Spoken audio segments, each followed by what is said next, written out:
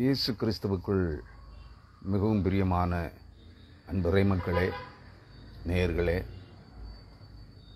இயேசு கிறிஸ்துவின் சமாதானம் உங்கள் இருதயங்களை ஆளக்கடவதாக. இன்றைய தினத்தில் கர்த்தர் அருளிய இறைவார்த்தைகளில் ஒன்றாகிய பூமியும் அதன் குடிகளும்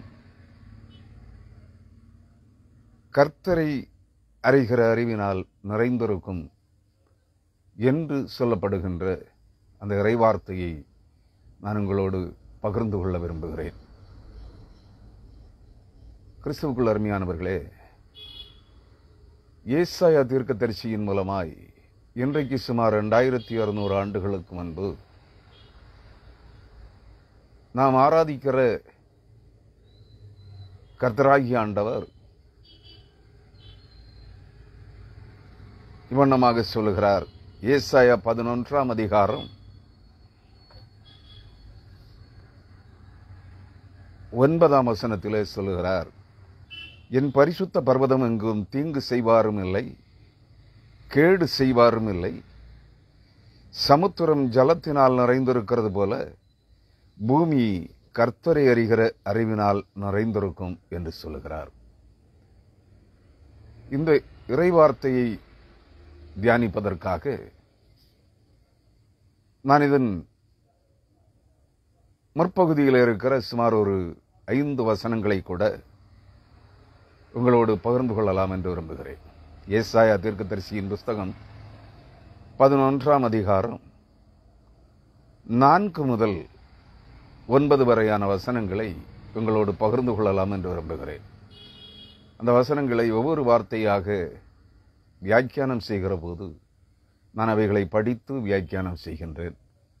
கிறிஸ்துவுக்குள் அருமையானவர்களே, நீங்கள் கேட்டாலும் சரி கேளாவிட்டாலும் சரி, இந்த இறைவார்த்தையை இன்றைய தினத்திலே நான் சிந்தனை செய்வதற்கு அல்லது தியானிப்பதற்கு ஒரு தூண்டுகோலாக காணப்பட்டது. நேற்று முன்தினம் ஒரு சகோதரர் என்னுடைய வாட்ஸ்அப் தளத்தில் ஒரு வீடியோவை அனுப்பியிருந்தார். அது முழு வீடியோவாக இல்லை. அதில் சொல்லப்பட்டிருந்த காரியம் என்னவென்றால், கடந்த சில தினங்களுக்கு முன்பாக ரோமாபுரியில உலக கிறிஸ்தவர்களின் தலைமையிடம் என்று சொல்லப்படுகிற ரோமன் கத்தோலிக்க போப்பாண்டவர் தன்னுடைய சகாக்களோடு இணைந்து ஒரு நாய்க்கு பரிசுத்த நற்கருணை சாதனங்களை கொடுக்கிற ஒரு காரியத்தை அந்த வீடியோ காட்சியினுடைய நகல் எனக்கு காண்பித்தது. அந்த வீடியோ காட்சியை நான் முழுவதுமாக பார்க்கவில்லை, ஏனெனில் அதில் அந்த வீடியோ காட்சி முழுவதுமாக இல்லை.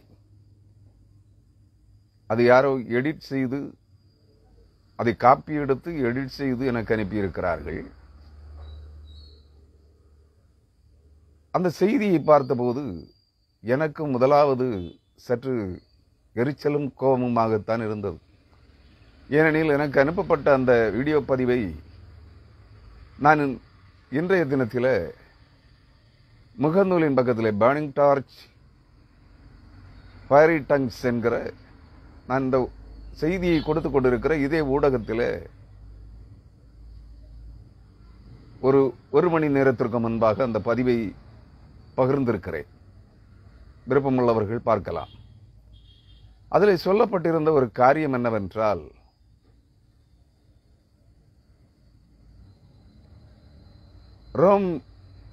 ரோமாபுரியின் போப்பாண்டவர் மிருகங்களுக்கு, அதாவது நாய்களுக்கு ஞானஸ்நானமும் பரிசுத்த ராப்போஜனமும் கொடுக்கிறார். இவருடைய மதிகேடு, லூசிபரை பின்பற்றுகிற இவருடைய மதிகேடு எவ்வளவு கேடுள்ளதாக இருக்கிறது. நாங்களும் ஜெபிக்கிறோம், எதெல்லாமோ செய்கிறோம், இவர்கள் திருந்தின பாடில்லையே என்று சொல்லுகின்ற கண்ணோட்டத்தில் ஒரு பதிவு செய்தியும் அதோடு இருந்தது. ஆனால் அந்த செய்தியை அந்த பதிவில் போட்டிருக்கிறேன். முதலாவது எனக்கு தோன்றிய கருத்தை நான் முதல் வார்த்தையிலே பதிவு செய்தேன். இருந்தாலும் அதற்கு எனக்கு அனுப்பியவருக்கு நான் கொடுத்த பதில் அதையும் அந்த பதிவில் வைத்திருக்கிறேன். அந்த போஸ்டரில் இருக்கிறது. பிற்பாடு எனக்கு உடனடியாக மனதிலே தோன்றிய ஒரு காரியம், இதை நியாயம் தீர்ப்பதற்கு நீ யார்? ஏனெனில் வேதம் சில முன்னுதாரணங்களை சுட்டிக்காட்டுகிறது. எபேசியருக்கு எழுதின பவுலப்போஸ்தலன் எபேசு திருச்சபைக்கு எழுதின நிருபத்திலே 1 அதிகாரம் 8, 9 ஆகிய வசனங்களிலே எவ்விதமாக சொல்லுகிறார். காலங்கள் நிறைவேறுகிற நியமத்தின்படியே பரலோகத்தில் உள்ளவைகளையும் பூலோகத்தில் உள்ளவைகளையும் இயேசு கிறிஸ்துவுக்குள் ஒன்றாக கூட்டி சேர்க்கிற அந்த காலம் நிறைவேறும் என்று சொல்லப்பட்டிருக்கிறது. அந்த கர்த்தருடைய தயவுள்ள சித்தத்தை எங்களுக்கு வெளிப்படுத்தினார் என்று பரிசுத்த பவுல் எபேசு திருச்சபைக்கு எழுதுகிறார். அந்த வசனத்தை எடுத்து வாசிக்கிறேன். எபேசியர் 1 அதிகாரம் 8, 9 ஆகிய வசனங்கள். அந்த கிருபையை அவர் சகல ஞானத்தோடும் புத்தியோடும் எங்களிடத்தில் பெருக பண்ணினார். காலங்கள் நிறைவேறும் போது விளங்கும் நியமத்தின்படி பரலோகத்தில் இருக்கிறவைகளும் பூலோகத்தில் இருக்கிறவைகளும் ஆகிய சகலமும், நன்றாக நினைவில் வைத்துக் கொள்ளுங்கள், சகலமும் கிறிஸ்துவுக்குள்ளே கூட்டப்பட வேண்டும் என்று தமக்குள்ளே தீர்மானித்திருந்த தம்முடைய தயவுள்ள சித்தத்தின் ரகசியத்தை எங்களுக்கு அறிவித்தார் என்று பரிசுத்த பவுல் எழுதுகிறார். அதே பரிசுத்த பவுல் ஒரு வசனம் மட்டும் நமக்கு போதாதே ஒரு காரியத்தை நிர்ணயம் பண்ணுவதற்கு. அதே பரிசுத்த பவுல் கொலோசை திருச்சபைக்கு எழுதுகின்ற நிருபத்திலும் இதை போன்ற ஒரு காரியத்தை அங்கே சுட்டிக்காட்டுவதை கொலோசையருக்கு எழுதின நிருபம் 1 அதிகாரம் 20 வசனத்திலே காண கிடைக்கிறது. அவர் சிலுவையில் சிந்தின இரத்தத்தினாலே சமாதானத்தை உண்டாக்கி பூலோகத்தில் உள்ளவைகள் பரலோகத்தில் உள்ளவைகள் யாவையும் அவர் மூலமாய் தமக்கு ஒப்புரவாக்கிக் கொள்ளவும் அவருக்கு பிரியமாயிற்று என்று சொல்கிறார். கிறிஸ்துவுக்குள் அருமையானவர்களே, அப்படியானால் பரிசுத்த சாக்கிரமந்துகள் சகல பூலோகத்தில் உள்ளவைகளும் உள்ள சகலமும் மனிதர்கள் மட்டுமல்ல, புனிதர்கள், அதாவது பூமியில் இருக்கிற உலகத்தில் இருக்கிற மனிதர்களுக்கு மட்டுமல்ல நற்செய்தி. எங்க ஒரு வசனம் இருக்கிறது, எனக்கு சரியாக அந்த வசனம் ஃபுட்நோட்ஸ் ஞாபகம் இல்லை, அதனுடைய ரெஃபரன்ஸ் அதிகாரம். நீங்கள் போய் சர்வ சிருஷ்டிக்கும் சுவிசேஷத்தை அறிவித்து அவர்களுக்கு ஞான ஸ்நானம் கொடுங்கள் என்று சொல்லப்படுவது போல ஒரு வார்த்தை மத்தேயு 28 அதிகாரத்திலே ஒரு வசனம் இருக்கிறது. நீங்கள் பூலோகமெங்குமுள்ள சகல ஜாதிகளுக்கும் என்று சொல்லியிருக்கிறார். ஆனால் சர்வ சிருஷ்டிக்கும் என்கிற வார்த்தை எங்க ஒரு இடத்திலே இருக்கிறது. கிறிஸ்துவுக்குள் அருமையானவர்களே, இதை நான் உறுதிப்படுத்துவதற்காக வேறொரு வசனத்தை கூட சுட்டிக்காட்டிவிட்டு செய்திக்குள்ளே வருகிறேன். எபேசிய திருச்சபைக்கு எழுதின பரிசுத்த பவுலப்போஸ்தலன் எபேசியருக்கு எழுதின நிருபம், எபிரேயருக்கு எழுதின நிருபம் 9 அதிகாரம், எபிரேயருக்கு எழுதின பரிசுத்த பவுலப்போஸ்தலன் எபிரேய திருச்சபைக்கு எழுதின நிருபம் 9 அதிகாரம் 23 வசனம் இவ்வண்ணமாக சொல்கிறது. ஆதலால் பரலோகத்தில் உள்ளவைகளுக்கு சாயலானவைகள் இப்படிப்பட்ட பலிகளினாலே சுத்திகரிக்கப்பட வேண்டியதாய் இருந்தது. பரலோகத்தில் உள்ளவைகளோ இவைகளிலும் விசேஷித்த பலிகளாலே சுத்திகரிக்கப்பட வேண்டியதாமே என்று சொல்லுகிறார். அதே எபிரேயர் 9 அதிகாரம் 20 வசனம் 21 வசனங்களிலே இவண்ணமாக சொல்லப்படுகிறது. தேவன் உங்களுக்கு கட்டளையிட்ட உடன்படிக்கையின் ரத்தம் இதுவே என்று சொன்னான். இவ்விதமாக கூடாரத்தின் மேலும் ஆராதனைக்குரிய சகல பணிமுட்டுகளின் மேலும் இரத்தத்தை தெளித்தான். நியாயப்பிரமாணத்தின்படி கொஞ்சம் குறைய எல்லாம் இரத்தத்தினாலே சுத்திகரிக்கப்படும். இரத்தம் சிந்துதல் இல்லாமல் மன்னிப்பு உண்டாகாது. ஆதலால் பரலோகத்தில் உள்ளவைகளுக்கு சாயலானவைகள் இப்படிப்பட்ட பலிகளாலே சுத்திகரிக்கப்பட வேண்டியதாயிருந்தது. பரலோகத்தில் உள்ளவைகளோ இவைகளிலும் விசேஷித்த பலிகளாலே சுத்திகரிக்கப்பட வேண்டியதாமே. எதை குறித்து சொல்லுகிறார்? இயேசு கிறிஸ்துவின் இரத்தத்தை குறித்தும் நற்செய்தி வசனமாகிய இயேசு கிறிஸ்துவின் சரீரத்தை குறித்தும் சத்திய வசனமாகிய இயேசு கிறிஸ்துவின் சரீரத்தை குறித்தும் இயேசு கிறிஸ்துவின் மாம்சத்தை குறித்தும் பாவ மன்னிப்புக்காக இயேசு கிறிஸ்து கல்வாரி சிலுவையிலே சிந்தின இயேசு கிறிஸ்துவின் ரத்தத்தை குறித்தும் சொல்கிறார். பரலோகத்தில் உள்ளவைகளுக்கு சாயலானவைகள் இப்படிப்பட்ட பலிகளினாலே சுத்திகரிக்கப்பட வேண்டியதாமே. மனிதர் மட்டுமல்ல, பரலோகத்தில் இருக்கிறவைகளுடைய சாயலுக்கு ஒப்பானவைகள் அனைத்தும். நாம் பரலோகத்தில் இருக்கிற நிஜ வடிவங்களாகிய ஆவி ஒளியுடல் மனிதர்கள் ஆகிய தேவகுமாரர்களுக்கும் தேவ தூதர்களுக்கும் அவர்களுடைய சாயலின் வடிவத் தோற்றங்களின் நகல்களாய் இருக்கிறோம். நாம் உண்மையான வடிவங்கள் அல்ல. நம்முடைய ஜீவாத்மா பரலோகத்தில் இருக்கிற தேவகுமாரர்களுக்கும் பரலோகத்தில் இருக்கிற தேவ தூதர்களுடையவும் வடிவத் தோற்றத்திற்கு ஒப்பானவர்களாய் இருக்கிறோம். நாம் உண்மையான நிஜ வடிவத்தை கொண்டவர்கள் அல்ல என்பது இங்கே உறுதிப்படுகிறது. இவைகளின் அடிப்படையில் நான் அந்த பதிவை எனக்கு அனுப்பிய அந்த சகோதரருக்கு இது ஒருவேளை மேற்கண்ட வசனங்களின் வாயிலாக சர்வ சிருஷ்டிக்கும் நற்செய்தி, சர்வ சிருஷ்டியும் பரிசுத்தமாக்கப்பட வேண்டும், புலோகத்தில் உள்ளவைகளும் பரலோகத்தில் இருக்கிறவைகளும் சகலமும் கிறிஸ்து இயேசுவுக்குள் ஒன்றாக கூட்டி சேர்க்கப்பட வேண்டும் என்பது என்கிற அந்த சத்தியம் பரிசுத்த பவுலுக்கு பரிசுத்த ஆவியானவர் எப்படி வெளிப்படுத்தி காண்பித்தாரோ அதே நிலைப்பாட்டில் ஒருவேளை போப்பாண்டவர் அவரிடத்தில் அந்த காரணத்தை கேட்டால், ஏன் நாய்க்கு அல்லது நாய்களுக்கு அல்லது மிருகங்களுக்கு பரிசுத்த சாக்கிரமந்துகளை, பரிசுத்த நற்கருணைக்குரிய சாக்கிரமந்துகளை கொடுக்கிறீர்கள் என்று கேட்டால் அவர்கள் இப்படி ஒரு பதிலை தரக்கூடும். ஆகவே அவைகளை தீர்ப்பிடுவதற்கு அவர்கள் லூசிபரின் பிள்ளைகள் என்று, சாத்தானின் மக்கள் என்று தீர்ப்பிடுவதற்கு சற்று நிதானியுங்கள் என்கிற கண்ணோட்டத்திலே என்னுடைய பதிவை அந்த சகோதரனுக்கு அனுப்பியிருந்தேன்.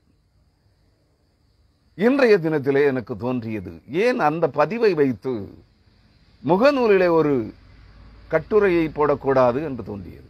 அதன் அடிப்படையில் இன்றைய தினம் முகநூலிலே மதியத்திற்கு பிற்பாடு ஒரு கட்டுரையை இதே பேர்னிங் டார்ச் ஃபயரி டங்ஸ் என்கிற முகநூலின் பக்கத்தில் பகிர்ந்திருக்கிறேன்.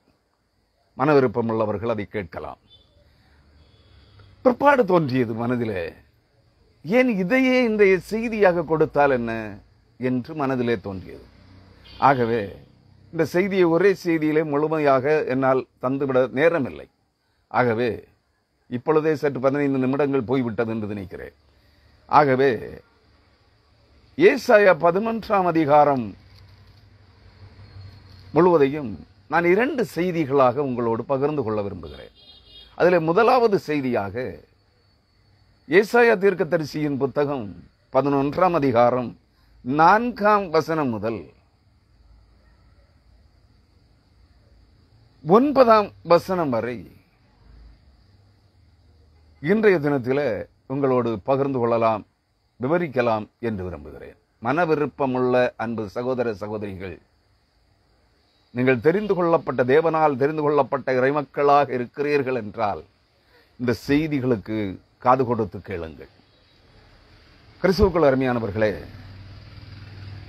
நீதியின்படி ஏசாயா 11ஆம் அதிகாரம் 4ஆம் வசனம், நீதியின்படி ஏழைகளை நியாயம் விசாரித்து யதார்த்தத்தின்படி பூமியில் உள்ள சிறுமையானவர்களுக்கு தீர்ப்பு செய்து பூமியை தமது வாக்கின் கோலால் அடித்து தமது வாயின் சுவாசத்தால் துன்மார்க்கரை சங்கரிப்பார். கிறிஸ்துவுக்குள் அருமையானவர்களே, என் முன்னுக்கு பின் மரணாக ஒரு வார்த்தையை, ஒரு வசனத்தை எடுத்து இதற்கு விவரிக்க தொடங்குகிறாயே என்று நீங்கள் கேட்கலாம். முதலாவது அது பார்வைக்கு முன்னுக்கு பின்முரணாக இருப்பது போல்தான் தோன்றுகிறது. பிற்பாடு சற்று நிதானமாக கவனியுங்கள். நீதியின்படி ஏழைகளை நியாயம் விசாரித்து. இந்த உலகத்தில் இது நாள் வரையிலும் கிறிஸ்துவுக்கு முன்பும் சரி கிறிஸ்துவுக்கு பின்பும் சரி பூமியில் இருக்கிற ஏழைகள் நீதியாய் நியாயம் விசாரிக்கப்பட்டதில்லை. யதார்த்தமாய் உண்மையாய் சத்தியத்தின்படி பூமியில் உள்ள சிறுமையானவர்களுக்கு நியாய தீர்ப்பு கொடுக்கப்படவும் இல்லை. அவர்களுடைய நீதி அவர்களுக்கு கொடுக்கப்படவில்லை, அவர்களுக்குரிய நியாயம் அவர்களுக்கு தீர்ப்பிடப்படவில்லை என்று இந்த வசனம் சொல்லுகிறது. ஆனால் கர்த்தருடைய அந்த காலம், கர்த்தர் நியமித்திருக்கிற திட்டம் பண்ணி இருக்கிற அந்த காலம் வரும்போது, நான் இந்த செய்திக்கான தலையங்கமாக தெரிந்து கொண்ட வசனம் அதுதான். அப்பொழுது பூமி கர்த்தரை அறிகிற அறிவினால் நிறைந்திருக்கும். அதாவது பூமியின் குடிகள், பூமியின் குடிமக்கள், பூமியில் உயிரோடு இருக்கிற அனைத்தும் கர்த்தரை அறிகிற அறிவினால் நிறைந்திருக்கும்.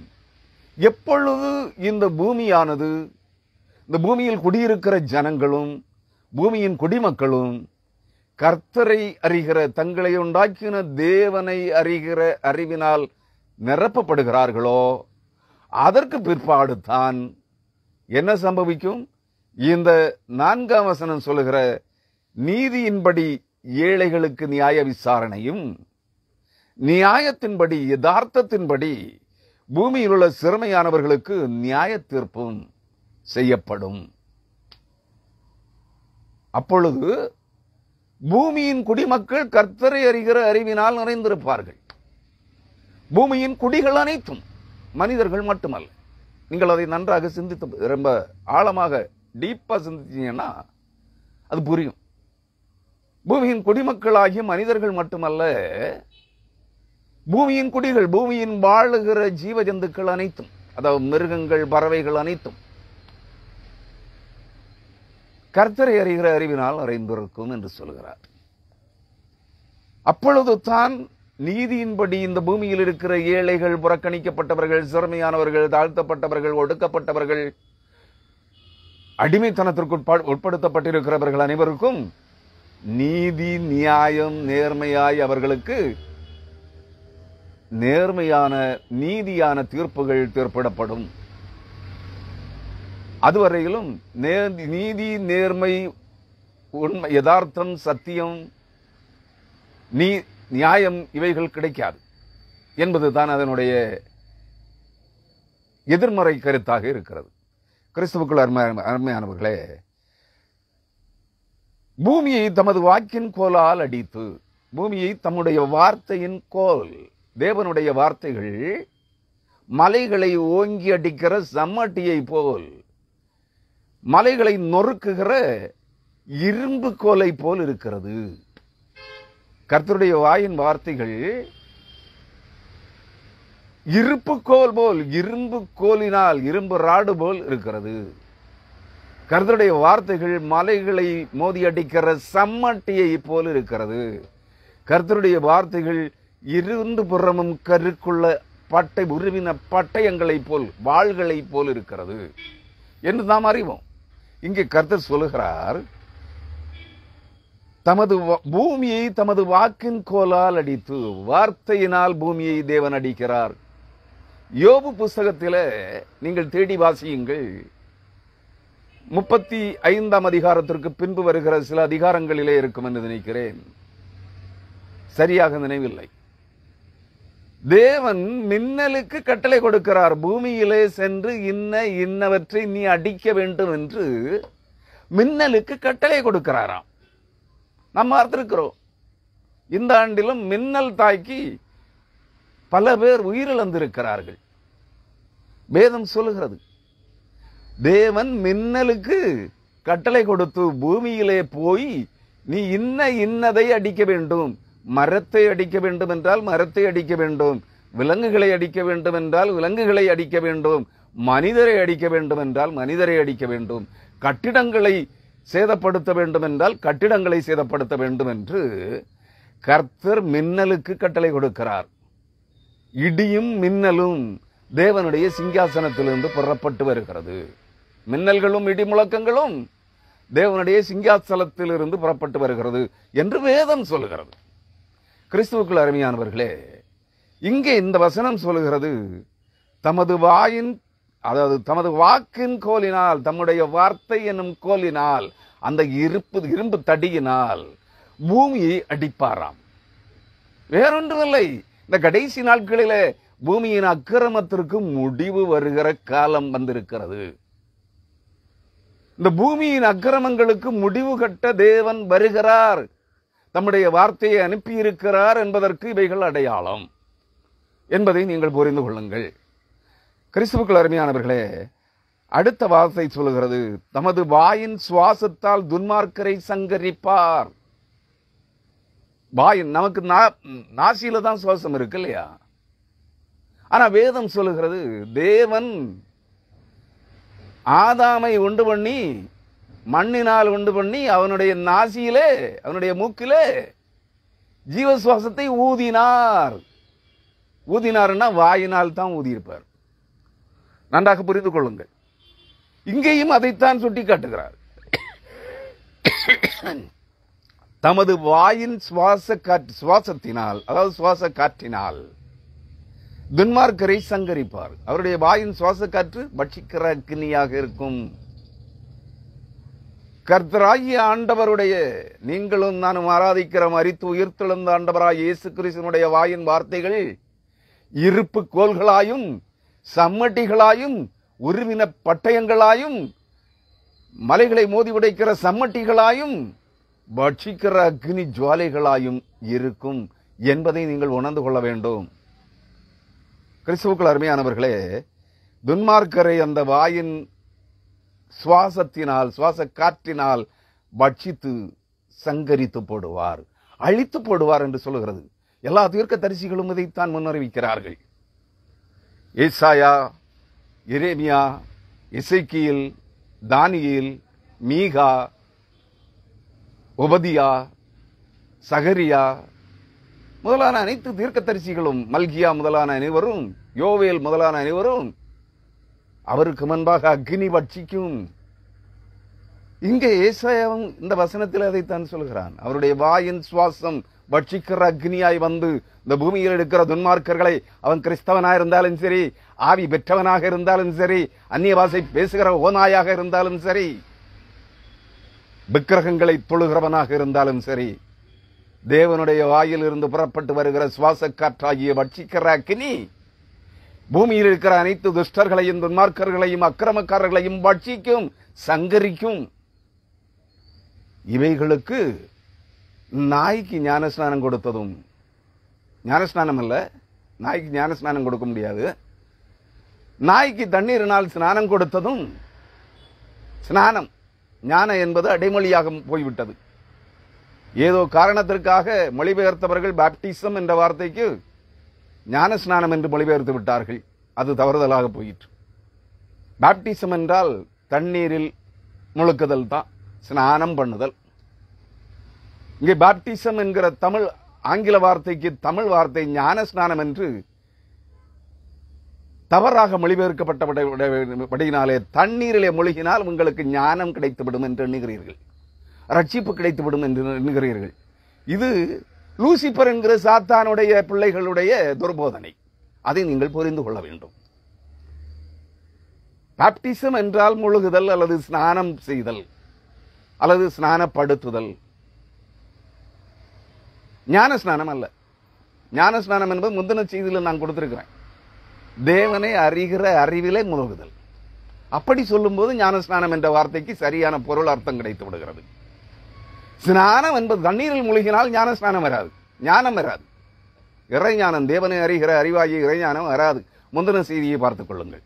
கிறிஸ்துவுக்குள் அருமையானவர்களே, 5ஆம் வசனம் என்ன சொல்கிறது? ஏசாயா 11ஆம் அதிகாரம் 5ஆம் வசனம் சொல்கிறது, நீதி அவருக்கு அரை கட்டும், சத்தியம் அவருக்கு இடைக்கச்சையுமாய் இருக்கும். யாருக்கு? கர்த்தாதி கர்த்தருக்கு, தேவாதி தேவனுக்கு, கர்த்தராகிய ஆண்டவர் இயேசு கிறிஸ்துவுக்கு.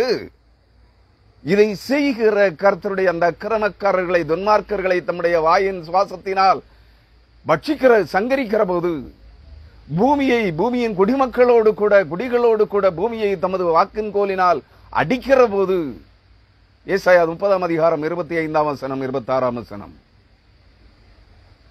கோபுரங்கள் விழுகிற மகா சங்காரத்தின் நாளிலே என்று சொல்லுகிறார். கிறிஸ்துவுக்குள் அருமையானவர்களே, நன்றாக நினைவில் வைத்துக் கொள்ளுங்கள். அந்த கடைசி கால நிகழ்வுகள் நடைபெறும் காலம் ஆயத்தமாகிக் கொண்டிருக்கிறது என்பதற்கான அடையாளங்களில் இது ஒன்று. அதற்காக சொல்கிறேன், அப்பொழுது இவைகள் செயல்படுத்தப்படும் காலங்களில், இந்த இறைவார்த்தைகள் செயல்படும் காலம் வருகின்ற போது, நீதி அவருக்கு அரை கட்டும். யாருக்கு? கர்த்தராகிய இயேசு கிறிஸ்துவுக்கு நீதி இடைக்கச்சையாக இருக்கும். அரை கட்டு, பாஸ்டர்ஸ் கட்டுறாங்க இல்லையா, ஒரு கச்சை. போதகர்கள் இடையில இடுப்புல ஒரு கச்சை கட்டி இருப்பாங்க தெரியுமா, அதான் அரை கட்டு, அரை கச்சை கட்டு. சத்தியம் அவருக்கு இடைக்கச்சையுமாய் இருக்கும். ரெண்டு ஒண்ணுதான். அரை கட்டும் இடைக்கச்சையும் ஒன்றேதான். நீதியின் மார்க்கவசங்களில் ஒன்று இது. தேவனுடைய சர்வாயுத வர்க்கத்தின் மார்க்கவசங்களில் ஒன்று இடைக்கச்சை, அரைக்கட்டு, பெல்ட்.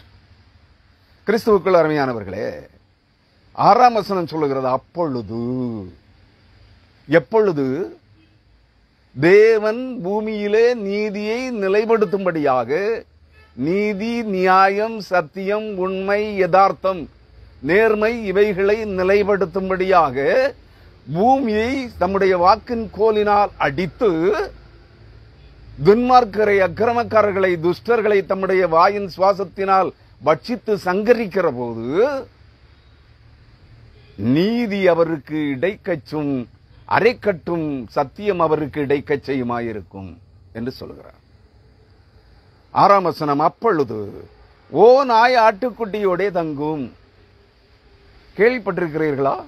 ஓ நாய் ஆடுகளை, ஆட்டுக்குட்டிகளை பட்சித்து பீறி போட்டு கொன்று தின்று போடும் உயிரோட. அந்த ஓ நாய் இங்க என்ன செய்யுமா? ஆட்டுக்குட்டியோட தங்குமா. எப்பொழுது? கர்த்தர் நியாயம் விசாரிக்க பூமியின் குடிமக்களோடு கூட நியாயம் விசாரிக்க புறப்படுகிற போது ஓ நாய் ஆட்டுக்குட்டியோட தங்கும், புலி வெள்ளாட்டுக்குட்டியோட படுத்துக் கொள்ளும். ஆட்டுக்குட்டியும் ஆடும் ஓநாய்க்கு முன்பாகவோ புலிக்கு முன்பாகவோ செல்லுமா? தலை தெறிக்க ஓடும் இல்லையா, உயிரை காப்பாற்றிக் கொள்ள. அதுக்கு அறிவு இருக்கு. கிறிஸ்துவுக்குள் அருமையானவர்களே, கன்றுக்குட்டியும் பாலசிங்கமும் காளையும் ஒருமித்திருக்கும். கன்றுக்குட்டியும், அது எருமை கன்றாக இருக்கலாம், காளை கன்றாக இருக்கலாம், பசுக்கன்றாக இருக்கலாம்.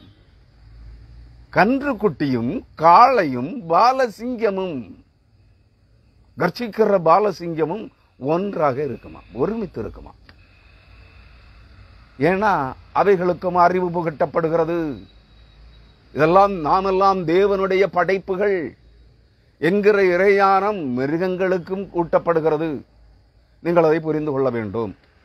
கிறிஸ்துவுக்குள் அருமையானவர்களே, ஒரு சிறு பையன் அவைகளை நடத்துவான். இவைகளை எல்லாம் ஓநாய், ஆட்டுக்குட்டி, புலி, வெள்ளாட்டுக்குட்டி, கன்றுக்குட்டி, பாலசிங்கம், காளை போன்ற சாதுவான மிருகங்களையும், கடித்து பட்சித்து குதறி போடுகிற துஷ்ட மிருகங்களையும் எல்லாம் ஒன்னா இருக்கும்.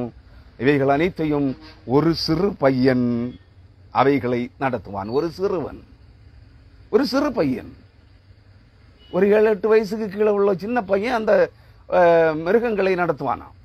நன்றாக புரிந்து கொள்ளுங்கள். அந்த பையனுக்கு அந்த மிருகங்கள் கட்டுப்படும் என்று சொல்லுகிறார். இன்றைக்கு மனிதர்களே, ஆவி பெற்றவர்களே, ஆவி குறுகியவர்களே, முட்டாள் கிறிஸ்தவர்களே, உங்களுக்குள் யாராகிலும் நீங்கள் ஒற்றுமையாக இருக்கிறீர்களா?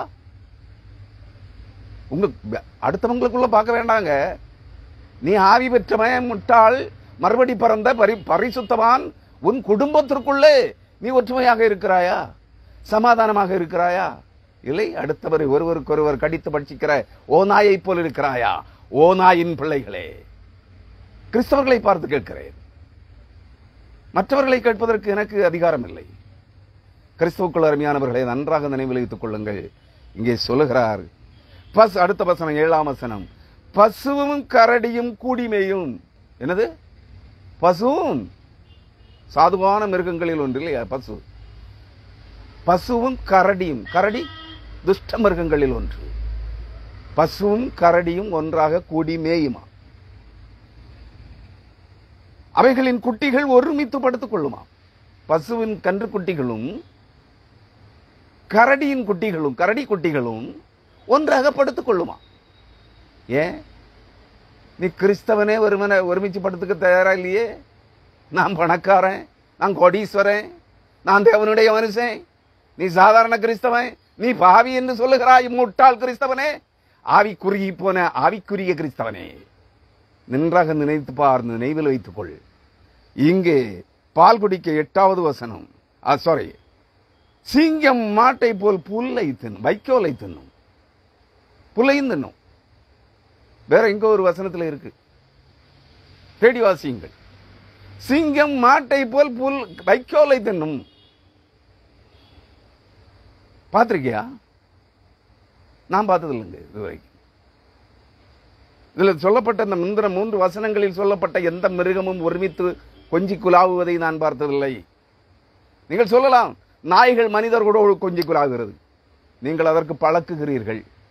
ஆனால் மற்ற மிருகங்களை கிட்ட செல்வதற்கும் பயப்படுகிறீர்கள், சக மனிதர்களிடத்தில் செல்வதற்கும் பயப்படுகிறீர்கள், ஏனைய மிருகங்களிடத்தில் செல்வதற்கும் பயப்படுகிறீர்கள்.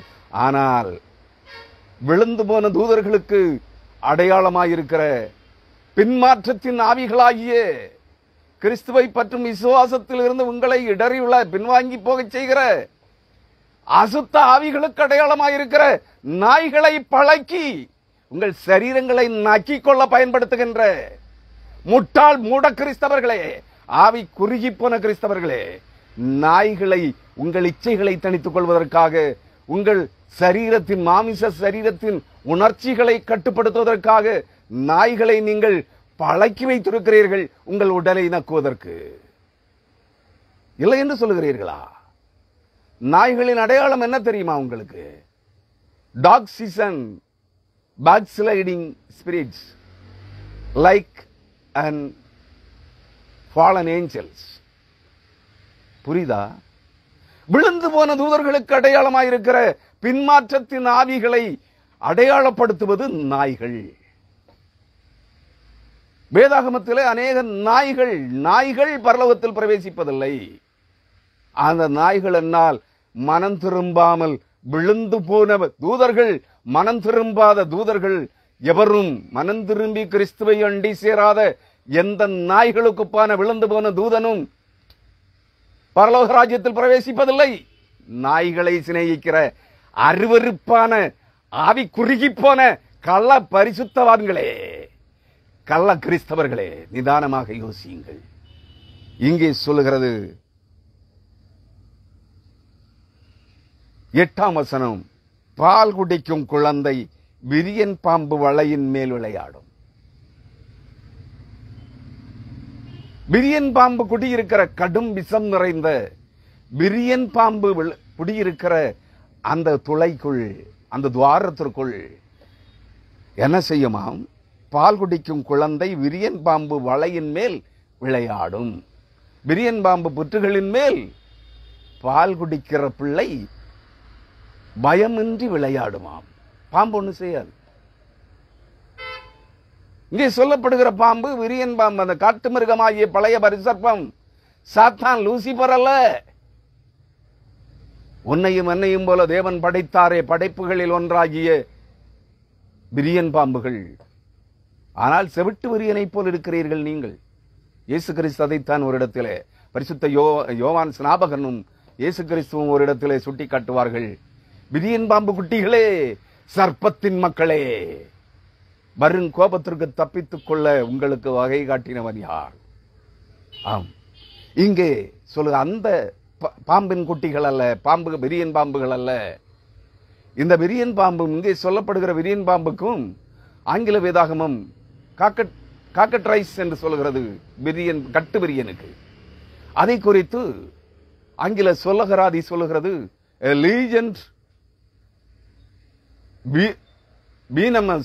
venomous serpent அல்லது ஸ்ட்ராங் பாய்சனஸ் சர்பென்ட் என்று காக்கட்ரைஸ் என்று சொல்லப்படுகிற கட்டுவிரியனை குறித்து சொல்கிறது. பழைய புராணங்களில் கூறப்படுகின்ற பழைய பாம்பு, பழைய சர்ப்பம் என்று சொல்கிறது. கிறிஸ்துவுக்குள் அருமையானவர்களே, ஒன்றை நினைவில் வைத்துக் கொள்ளுங்கள்.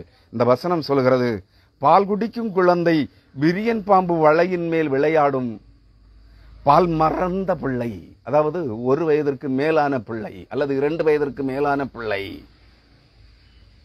கட்டுவிரியன் புற்றிலே தன் கையை வைக்கும். பாம்பு உள்ள இருக்கும். இங்க கட்டுவிரியன் மகா கொடிய விஷம் நிறைந்த பழைய பாம்பாகிய பெரிய வலுசர்ப்பத்திற்கு சாத்தானுக்கு ஒப்பான கட்டுவிரியன் பாம்பு குடியிருக்கிற புற்றிற்குள்ளே, அந்த துவாரத்திற்குள்ளே பால் மறந்த பிள்ளை கையை போடுமாம். பாம்பு பிள்ளைய ஒண்ணு செய்யாது. பிள்ளை பாம்பை கண்டு பயப்படாது. பாம்பை பிடிக்கத்தான் அது கையை போடுது. நீ செய்வ? நீ ஆவி குறுகினவன் ஆயிற்றே. நீ தண்ணீரில் மூழ்கி ஆவி குறுகினவன் ஆயிற்றே. ஆவி அபிஷேகம் பெற்றவன் ஆயிற்றே. மனம் திரும்பாமலே மறுபடி பிறந்த மகா பாவி ஆயிற்றே. ஆவி குறுகின முட்டாள் கிறிஸ்தவனே, மக்களை ஏமாற்றுகிறாய். நீ பாம்பை கண்டா ஓடுற? இங்கே பால் மறந்த பிள்ளை மகாவிஸ் கொடிய விஷம் நிறைந்த கட்டுவிரியன் பாம்பு இருக்கும்போது அது குடியிருக்கிற துளைக்குள்ளே அந்த கட்டுவிரியனை பிடிப்பதற்கு தன் கையை போடுமாம். உன்னால முடியும்? எதுக்கு வேஷம் போடுற? நாம் பரிசுத்தவான் என்று பாவி என்று ஒத்துக்கொள். இல்லையேல் உனக்கு பரலோகம் இல்லை. நீ விழுந்து போன தூதனுக்கு ஒப்பாய். நான் தூதன், நான் கர்த்தருடைய தூதன் என்று சொல்லிக் கொண்டிருக்கிற உங்க அதைத்தான் நேற்றைக்கு முன்தினம் உங்க தமிழ் இந்திய நாட்டின் பிரதமர் அதைத்தான் சொன்னான். நான் கர்த்தருடைய, அதாவது கர்த்தருடைய தூதன் என்று சொல்வதற்கு தான் நாம் பரமாத்மாவின் அவதாரம் என்று சொன்னான். துஷ்டன், துன்மார்க்கன், மனித நரவேட்டைக்காரன். தெரியுமா உங்களுக்கு? அதை குறித்த ஒரு பதிவையும் நேற்றைய தினத்திலே போட்டிருக்கிறேன். கிறிஸ்துவுக்குள் அருமையானவர்களே, நரவேட்டையாடுகிற நீங்கள் எல்லாம் பரிசுத்தவான்கள் என்று சொல்கிறீர்கள். நாங்கள் ஆவி பெற்றவர்கள், ஆவி குறுகினவர்கள், பரிசுத்தவான்கள், மறுபடி பிறந்த மகா பாவிகள். உங்களை பரிசுத்தவான்களாக அவதார புருஷர்களாக காட்டிக் கொள்ளுகிறீர்கள். உங்களுக்கும் இந்தியாவின் பிரதம மந்திரிக்கும் என்னையா வித்தியாசம்? என்ன வித்தியாசம் நான் சொல்ல முடியுமா? கிறிஸ்துவுக்குள் அருமையானவர்களே, இங்கே வசனம் சொல்லுகிறது, 9ஆம் வசனம், ஏசாயா 11ஆம் அதிகாரம் 9ஆம் வசனம் சொல்லுகிறது, என் பரிசுத்த பர்வதம் எங்கும் தீங்கு செய்வாரும் இல்லை, கேடு செய்வாரும் இல்லை, கேடு உண்டாக்குவாரும் இல்லை. என்ன சொல்லுகிறார்? எப்பொழுது தேவன் பூமியை தமது வாக்கின் கோலினால் அடித்து பூமியை சின்னாபின்னமாக்கி சிதைத்து பூமியை ஒரு குடிசையை போல், ஏசாயா 13ஆம் அதிகாரம் 13ஆம் வசனம், ஏசாயா 24ஆம் அதிகாரம் 27ஆம் வசனம், 24ஆம் அதிகாரத்திலும் ஒரு வசனம் இருக்கிறது. பூமி ஒரு குடிசையை போல் பெயர்த்து போடப்படும். தேவன் பூமியை தம்முடைய வாக்கின் கோலால் அடித்து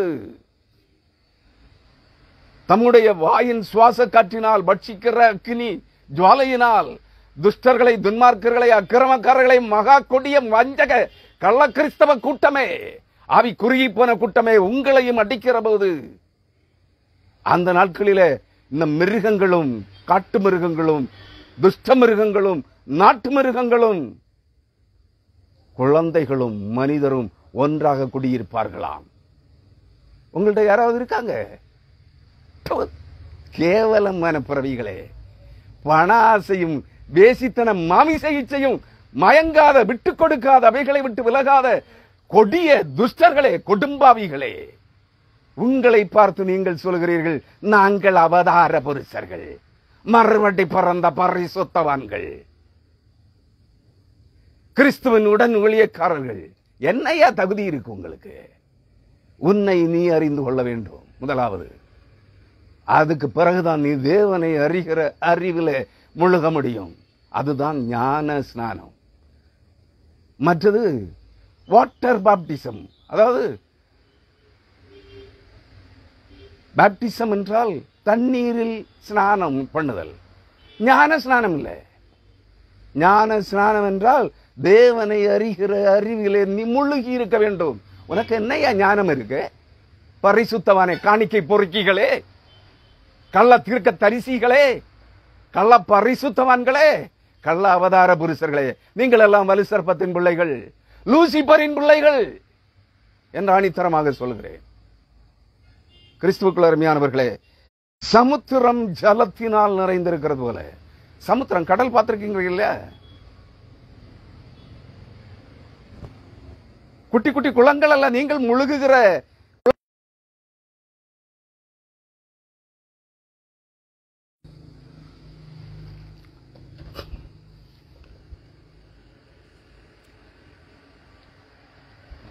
நீங்கள் தண்ணீரில் முழுகுவதற்காக முழுகுகின்ற குளங்களோ குட்டைகளோ கால்வாய்களோ காயல்களோ அல்ல, வாய்க்கால்களோ அல்ல. சமுத்திரம், இந்த பூமி உருண்டையை அதன் 3 புறமும் சுற்றி வளைத்து பூமி அதன் 4 பக்கமும் சூழ்ந்திருக்கிற இந்த மாபெரும் சமுத்திரம், கடல் ஜலத்தினால் நிறைந்திருக்கிறது போல பூமி கர்த்தரை அறிகிற அறிவினால் நிறைந்திருக்கும். பூமி எதனால் நிறைந்திருக்கும்? கர்த்தரை அறிகிற அறிவினால் நிறைந்திருக்கும். கர்த்தருக்கு பயப்படுதலே ஞானத்தின் ஆரம்பம் என்று சங்கீதக்காரனும் சாலமோன் ஞானியும் நீதிமொழிகளிலும்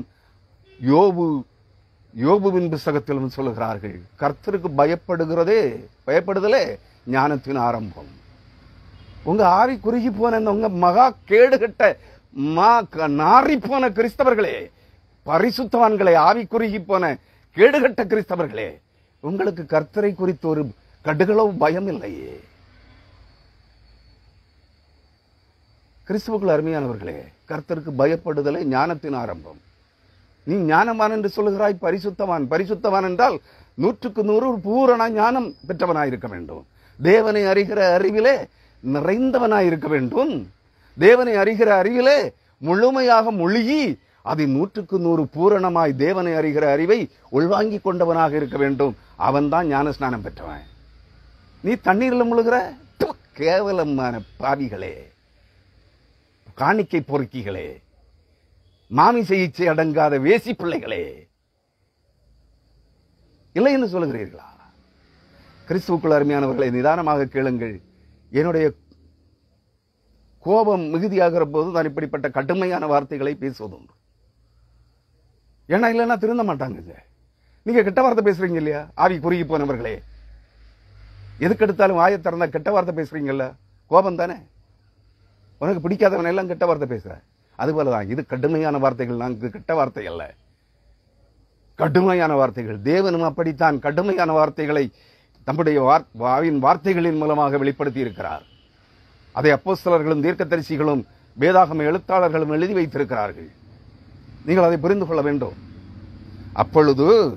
எப்பொழுது தேவன் இவைகளை நடப்பிக்கிற பொழுது வலு சர்ப்பங்களும் விரியன் பாம்புகளும் பிள்ளைகளும் குழந்தைகளும் பால் மறந்த பிள்ளைகளும் துஷ்ட மிருகங்களும் சாதுவான நாட்டு மிருகங்களும் வீட்டு மிருகங்களும் ஒன்றோடு ஒன்று கொஞ்சி குலாவி சமாதானமாய் சாந்தமாய் படுத்துக் கொள்ளுகிற போது, சிங்கம் வைக்கோலை தின்னுகிற போது, புலி புல்லை தின்னுகிற போது இந்த நிலை வர வேண்டும். உங்களுக்குள்ள வந்திருக்கு.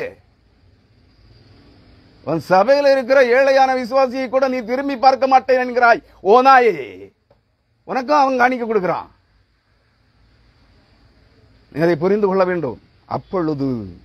எப்பொழுது இவைகளெல்லாம் இந்த மேற்கண்ட வசனங்கள் ஏசாயா 11ஆம் அதிகாரம் 4ஆம் வசனம் முதல் 8ஆம் வசனம் வரையான வார்த்தைகளில் சொல்லப்பட்டிருக்கிற அனைத்தும் நிறைவேறும் காலம் வரும்போது, நிறைவேறுகின்ற காலத்திலே பூமியின் குடிகளும், இந்த பூமியும் என்றால் பூமியில் இருக்கிற எல்லா மரம் செடி கொடிகள், ஊரும் பிராணிகள், நீர்வாழ் பிராணிகள், பறக்கிற பறவைகள், மிருகங்கள், காட்டு மிருகங்கள், நாட்டு மிருகங்கள், இவைகளை எல்லாம் ஆண்டு நடந்து கொள்ளுகிற மனிதர்கள் உட்பட பூமியின் அதன் குடிகளும் அல்லது குடிமக்களும்